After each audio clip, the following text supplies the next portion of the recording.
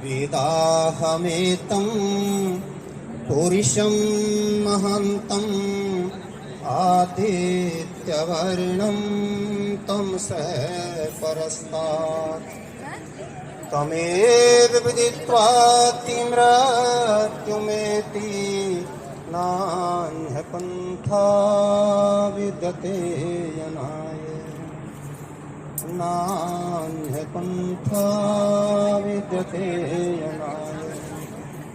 आज के इस पवित्र अवसर पर सबसे पहले तो मैं रामलीला कमेटी के अध्यक्ष जी और उनके सभी साथियों को इस बात के लिए बधाई प्रेषित करना चाहता हूं कि प्रत्येक वर्ष रामचंद्र जी के आदर्श चरित्र को आज की युवा पीढ़ी के भीतर उतारने का सराहनीय प्रशंसनीय कार्य करते हैं।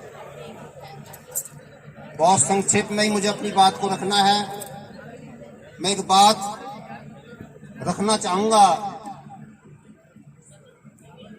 हमारे देश को आजाद होने में सैकड़ों वर्ष का संघर्ष करना पड़ा। केवल एक देश के राक्षस यहाँ पर आ गए थे और उनसे मुक्ति के लिए सैकड़ों वर्ष तक का संघर्ष करना पड़ा। लेकिन यदि रामचंद्र जी को देखें तो रामचंद्र जी ने अपने काल में मात्र 14 वर्ष में, जिसको हम कहते हैं कि वो उनका वनवास काल था, वो उनका वनवास काल नहीं था, एक रणनीति पर काम करने की, एक योजना पर काम करने का एक प्रवास था उनका। और उसमें आज का चीन, आज का यूरोप, आज का अमेरिका, आज का रूस, इन सारे देशों पर और भारत का भी मध्य प्रदेश से आगे का जो भाग था, सब पर राक्षसों का राज हो गया था।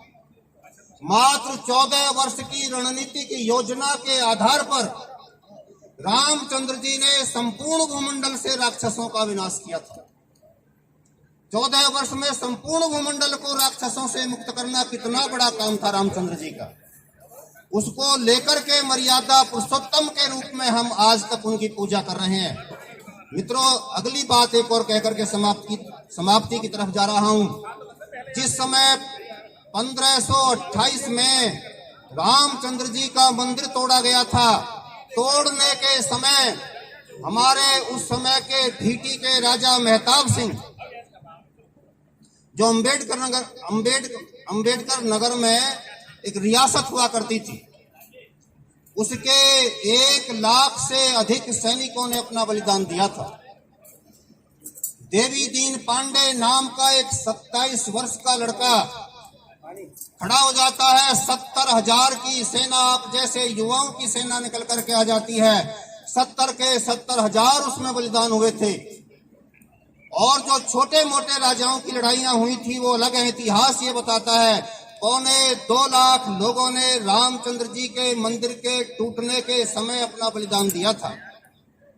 उसके बाद से लेकर के 1992 तक, जब तक राम जन्मभूमि पर खड़ी हुई उस मस्जिद को भूमिसात किया गया, तब तक 72 युद्ध हमारे देश के लोगों ने लड़े हैं।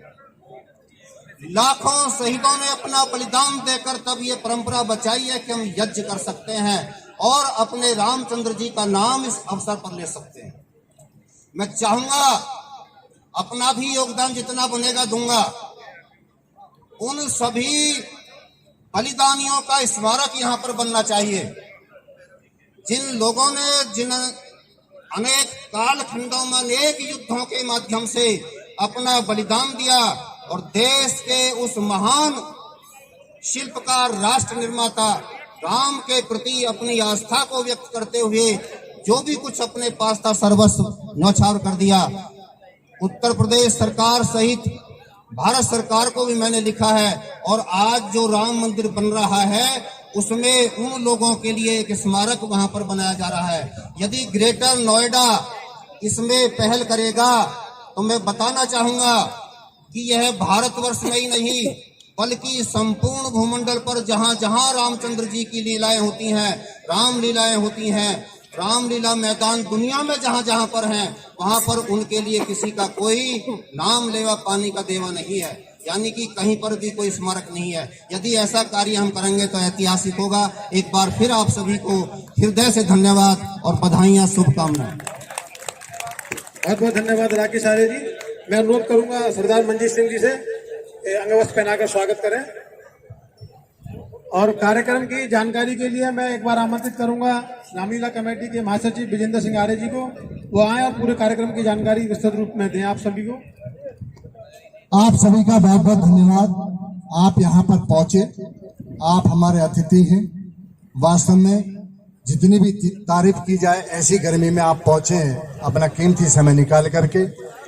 और मैं कार्यक्रम के रूप में बता देना चाहता हूं आपको, आज भूमि पूजन, इसके बाद 15 तारीख को 15 अक्टूबर को 6:30 बजे से इतना विशाल कार्यक्रम होता है। स्कूल के बच्चों का कंपटीशन होता है और ऐसा कंपटीशन होता है वास्तव में कि आज तक आपने देखा नहीं होगा। हमको भी 18वीं साल है इस बार, हम भी पहली बार देखते हैं क्योंकि हम इसको कार्यक्रम को आयोजन करते हैं।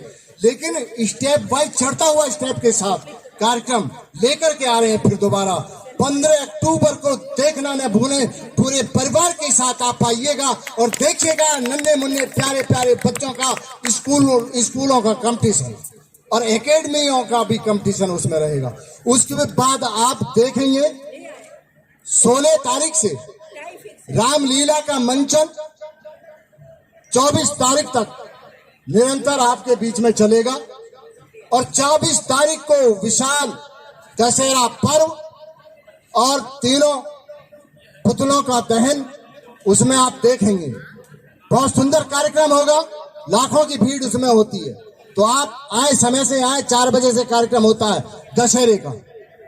तो उसमें भी सबसे पहले हम कार्यक्रम रखते हैं देशभक्ति का भी 15-20 मिनट का कार्यक्रम होता है। वो भी धांसू कार्यक्रम होता है। वास्तव में आपको इस मंच पर, विशाल मंच पर दिखाते हैं हेलीकॉप्टर से जो आते हैं लड़ाकू हमारे देश के नौजवान।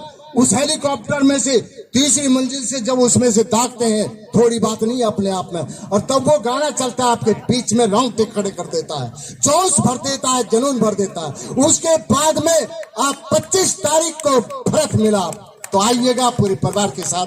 धन्यवाद। धन्यवाद आर्य जी। अब मैं आमंत्रित करूंगा कोषाध्यक्ष मनोज गर्ग जी को, आप आए और कार्यक्रम से संबंधित जानकारी आप भी दें।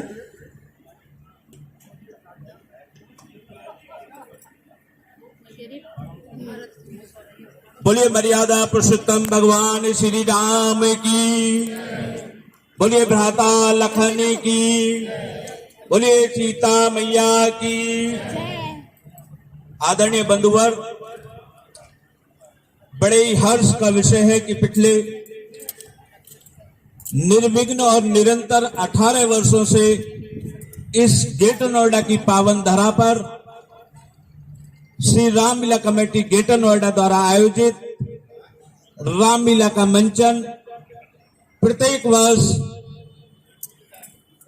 इस ग्रेटर नोएडा के समस्त क्षेत्रवासियों को और जनपद के समस्त क्षेत्रवासियों को देखने को मिलता है। रामलीला करने का एकमात्र उद्देश्य कि आज की जो युवा पीढ़ी है, जो इस डिजिटल, जो इस गूगल, जो इस फेसबुक और सोशल मीडिया के माध्यम से हमारे उस आदर्श को भूलते जा रहे हैं, सिर्फ और सिर्फ यही मात्र एक उद्देश्य है कि ऐसे मर्यादा पुरुषोत्तम भगवान श्री राम का आचरण, भगवान श्री राम का स्मरण उस युवा पीढ़ी के मन में बना रहे और वो यहाँ पर इस लीला का मंचन देखें और उसे अपने जीवन में उतारने का प्रयास करें। तो वहीं पे हमारी रामलीला मंचन करने का जो उद्देश्य है वो सार्थक होता है। चूंकि ये रामलीला बहुत ही बड़े और बहुत विशाल मंच पे होती है, जैसा कि अभी विजेंद्र सिंह आर्य जी ने बताया कि रामलीला का मंचन इतने बड़े मंच पे इतनी बड़ी और इतना ऊंचा भव्य सिंहासन बनते हैं, बड़े अच्छे अच्छे कॉस्ट्यूम्स, लेकिन ये सब संभव हो पाता है क्षेत्र के सहयोग से। क्षेत्र के जितने भी सम्मानित साथी आज हमें यहाँ इस रामलीला कमेटी को यहाँ आशीर्वाद देने के लिए अपना मार्गदर्शन देने के लिए आपका जो सहयोग, आपका जो प्यार इस रामलीला कमेटी के साथ में है। रामलीला कमेटी और मैं स्वयं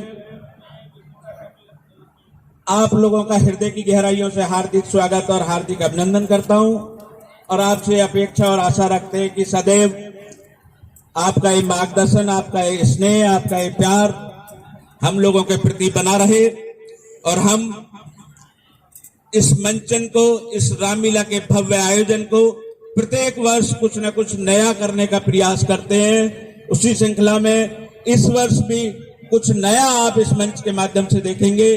भगवान श्री राम का चरित्र, भाई का भाई के प्रति प्रेम, भाई का पिता के प्रति दायित्व, भाई का माता के प्रति, पत्नी के प्रति, ये सब जो आचरण इस लीला के माध्यम से इस मंच से आप देखते हैं।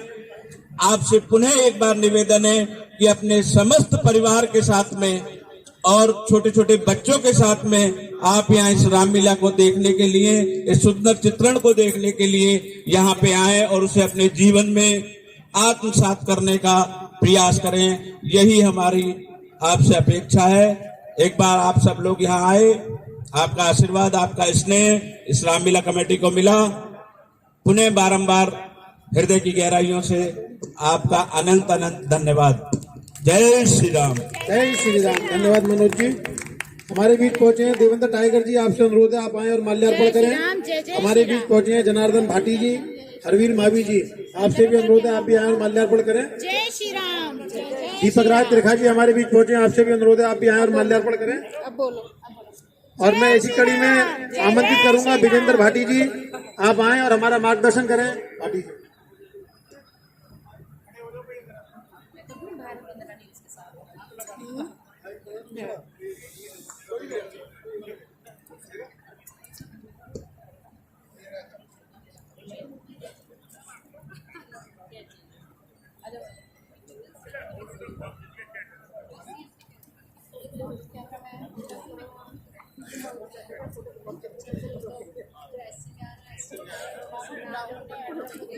फोटो